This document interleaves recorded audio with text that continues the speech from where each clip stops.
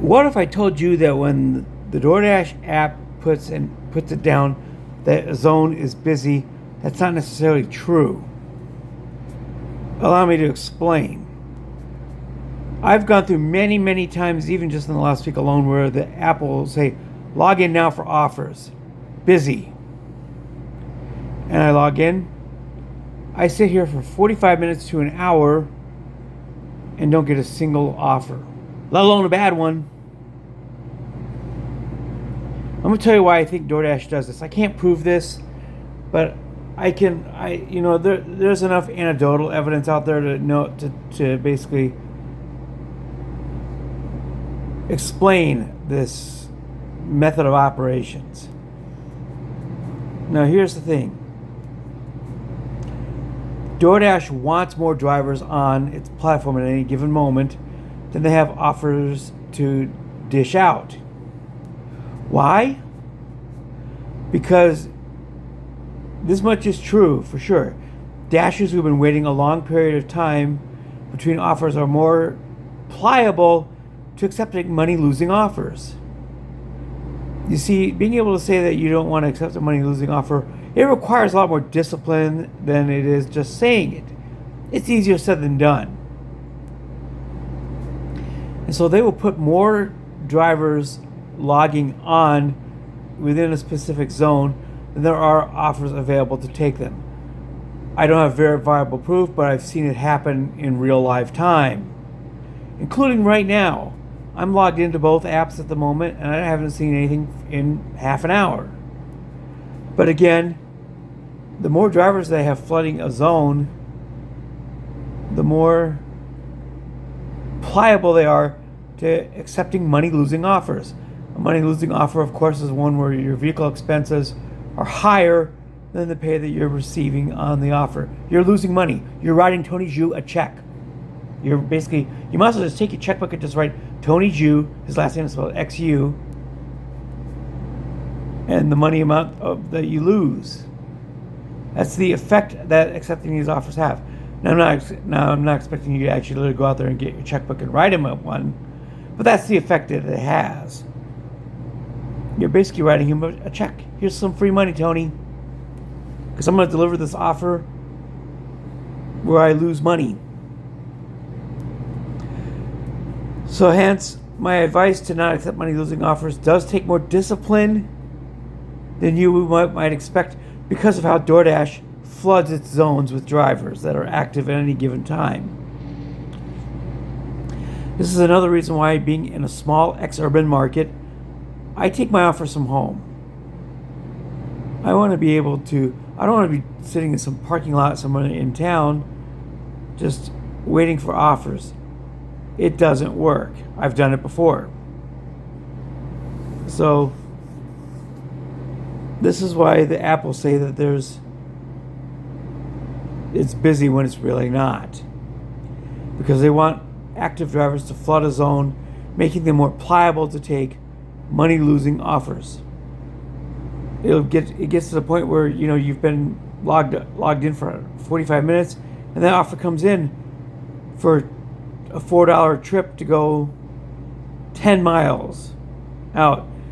It all of a sudden looks tempting. It looks tempting because you haven't seen a dollar or a single offer in 45 minutes. This is what DoorDash wants. They want people who are pliable and much more agreeable to losing money and taking bad offers as opposed to not having any. You're much better off sitting there doing nothing than you are taking a bunch of money-losing offers where your gas, deferred maintenance, depreciation, car payments, and insurance take up more money than you're getting paid by the company. You're better off doing what I'm doing right now, which is going through a 35-minute run with no order offers and just doing nothing. Well, in my case, filming this episode. This is why you log in and get nothing. I believe it's quite intentional that they want to make drivers more pliable to accepting poor offers. I have felt this myself. Now I've developed discipline to the point where I don't take these offers, regardless of how long it's been. You need to do the same thing. Otherwise, you're going to be writing Doordash money and checks regularly, losing money while doing this. You do not want to lose money doing this. You want to make money. But the only way to make money is to take winning offers, or take ones that are going to make you a profit above and beyond your vehicle expenses and the time that you spend doing it. Remember, I've said this before, I'm in Forest Lake, Minnesota. It's an ex-urban market. Our wait times for dashers are some of the longest in the nation. Our customer wait times for orders are the longest in the nation. 46 minutes per order.